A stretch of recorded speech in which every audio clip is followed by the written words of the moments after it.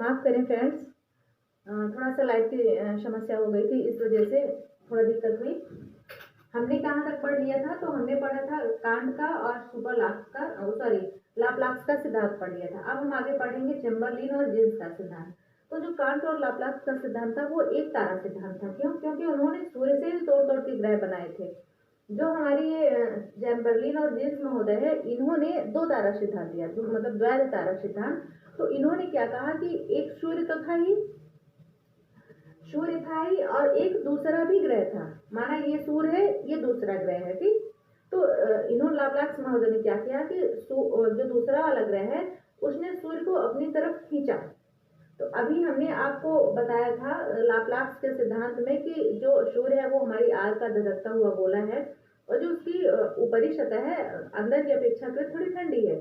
उदाहरण दिया था हमने गर्म आलू का, उबला हुआ आलू का ऊपरी की मतलब ऊपरी जो भाग है वो थोड़ी देर में ठंडा हो जाता है, लेकिन अंदर वो गर्म ही रह जाता है। तो उन्होंने क्या कहा कि जो जो दूसरा वाला तारा है उसने सूर्य को अपनी तरफ खींचा, तो जो ठंडा वाला भाग था उसका ऊपर वाला वह टूट गया।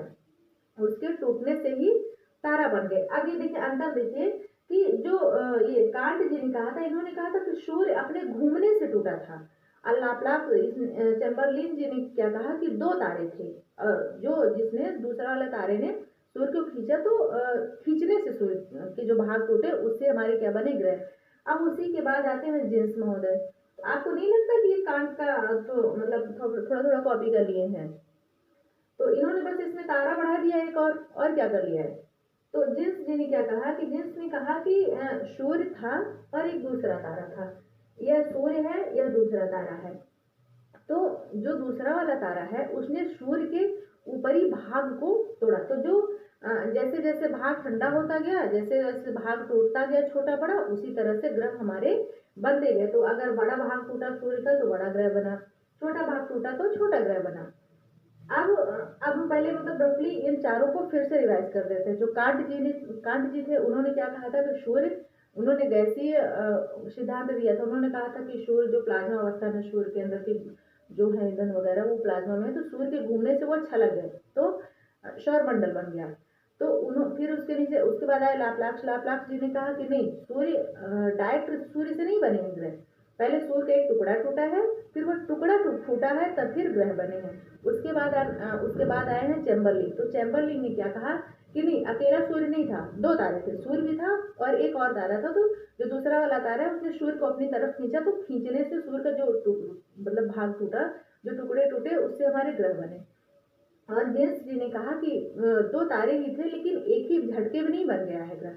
पहले सूर्य का बड़ा मतलब बड़ा टुकड़ा टूटा, छोटा टुकड़ा, जैसे जैसे टुकड़ा टूटता गया वैसे वैसे ग्रह बनते गए। लेकिन इन चारों का सिद्धांत मान्य ही नहीं है।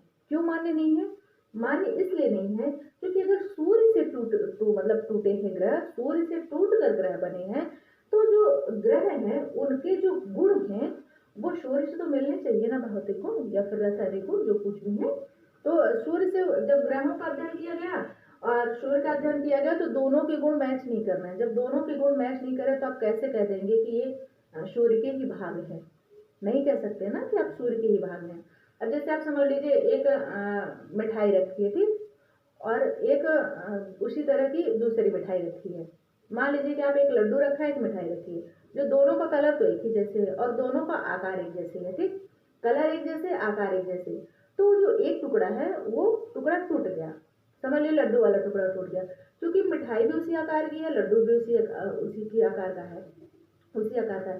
तो क्या कहा कि टूटा तो लड्डू था। अब लोगों ने कहा नहीं, ये मिठाई का टुकड़ा है, तो कोई मानेगा? क्योंकि उसका टेस्ट अलग होगा ना, टेस्ट तो अलग होगा। जब उसको आप ऐसे छू के देखेंगे तो लड्डू में मिठाई में फर्क होता है। उसी तरह जब इन्होंने कहा कि नहीं, सूर्य से टूट के ग्रह बना है, तो जब अध्ययन किया गया दोनों का, तो दोनों के गुण नहीं मिल रहे थे ना सूर्य के और ग्रह के आपस में, तो इसलिए ये चारों सिद्धांत फेल हो गए। अब आया लास्ट में लिलिटन जी का सिद्धांत। तो लिलिटन जी ने क्या किया कि ऐसा सिद्धांत दिया कि मतलब सारे बहानेबाजी भी खत्म हो गई, अध्ययन करने जैसा कोई सिस्टम रह ही नहीं गया। इन्होंने द्वैध तारे का सिद्धांत दिया। कांट लाप्लास का एक तारा सिद्धांत है, चैम्बरलिन जीन्स का हमारा द्वैध तारा सिद्धांत है, जिनमें 2 तारे हैं और मतलब द्वैध तारा, 2 तारों के बीच के आपस में, और जो लिलिटन महोदय थे इन्होंने द्वितारा सिद्धांत दिया। कौन सा तारा? द्वितारा सिद्धांत दिया। इन्होंने क्या कहा कि सूर्य भी था और एक तारा नहीं था, उसके आसपास दो तारे थे।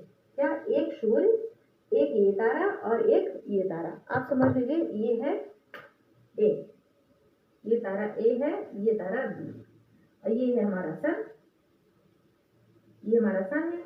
इन्होंने कहा कि सूर्य ने तो कुछ किया ही नहीं, सूर्य को दूर रखो, सूर्य को इससे मतलब सूर्य की इसमें कोई भी भागीदारी नहीं है ब्रह्म मतलब सौर मंडल के निर्माण में। इन्होंने कहा कि जो ये तारा ए था, ये तारा बी था, ठीक। ये तारे दोनों थे, तो इस तारे ने इसको अपनी तरफ खींचा, इसको बी ने ए को अपनी तरफ खींचा, तो बी क्या हुआ? ब्लास्ट हो गया, बी फट गया। तो जब बी फटा तो बी के फटने से क्या बन गए? ग्रह। और चूंकि ए के फटने से बन गए ग्रह, क्योंकि ए फट चुका था तो अब इसमें कुछ बचा ही नहीं। जब इसी के टुकड़े टुकड़े कर देंगे तो ए कहाँ रह जाएगा? ए तो खत्म हो जाएगा। और ये जो बी था वो बन गया ब्लैक होल। सारा का सारा झमेला खत्म। इन्होंने कहा कि सूर्य था, सूर्य ने कुछ नहीं किया, सूर्य चुपचाप किनारे बैठा था, और जो ये तारा ए था, तारा बी था, तारा बी ने तारा ए को खींचा, तारा ए फूट गया, उसी से ग्रह बन गया। जो तारा बी था वह ब्लैक होल था। अब लोग मिलाने कहाँ जाएंगे? जो ए था वो खत्म हो गया, जो बी था वो ब्लैक होल हो गया, तो सारी समस्या खत्म हो गई। यही जो सिद्धांत है यही मान्य है। ये पांचवा सिद्धांत है द्वितारा सिद्धांत, ये मान्य है।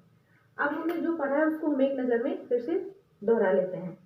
हमने पढ़ा big bang theory. Big bang theory एक बहुत ही ज्यादा घनत्व का, बहुत ही ज्यादा वजन का बहुत बड़ा गोला था, उसमें विस्फोट हुआ तो सौरमंडल का निर्माण हुआ, ब्रह्मांड का निर्माण हुआ।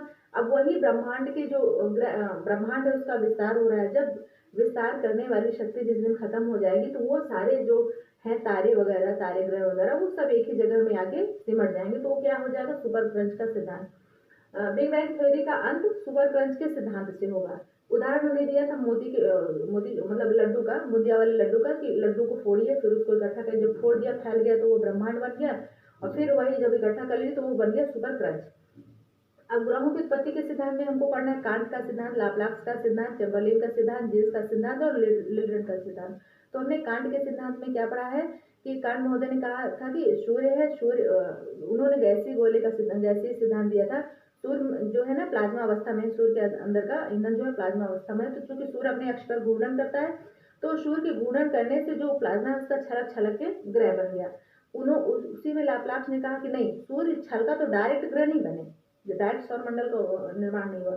सूर्य जब ऐसे घूमा, सूर्य से पहले एक टुकड़ा बाहर निकला, फिर वो टुकड़ा भी फूटा, तब फिर ग्रह बने। अब उसके बाद आया चैंबरलेन ने क्या कहा कि नहीं, सूर्य अकेला नहीं था, सूर्य दो थे, मतलब एक सूर्य था, एक और तारा था। तो जो दूसरा वाला तारा है उसने सूर्य को अपनी तरफ खींचा, तो खींचने से जो टुकड़े बाहर निकले वही ग्रह बन गए। फिर उसके बाद आया जीन्स महोदय। तो जीन्स ने क्या कहा कि सूर्य को दो ग्रह थे, उन्होंने जो दूसरा वाला ग्रह था उसने सूर्य को खींचा, लेकिन एक ही बार में खींच के ग्रह नहीं बन गए। उसने कहा, जेम्स जी ने कहा, इन्होंने कहा कि सूर्य था तो जब दूसरा वाले तारे ने सूर्य को अपनी तरफ खींचा तो जब जैसे बड़ा भाग निकला तो बड़ा ग्रह बन गया, छोटा भाग निकला तो छोटा ग्रह बन गया, इसी तरह भाग निकलते गए और ग्रह बनते गए, और ऐसे ही हमारे सौरमंडल का निर्माण हो गया।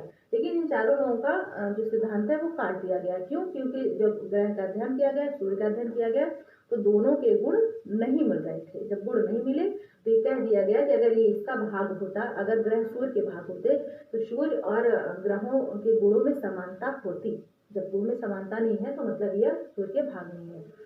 तो इतने में आए लिलिटन महोदय। लिलिटन ने क्या कहा कि इन चारों का सिद्धांत कर रहा है, हम अपना अलग ही सिद्धांत देते हैं। तो उन्होंने क्या कहा, एक सूर्य था और दो तारे थे, सूर्य के अलावा भी दो तारे थे। तो सूर्य ने कुछ नहीं किया, सूर्य अपनी जगह पर बैठा रहा, और जो वो तारे थे कांड तो वो कर रहे थे।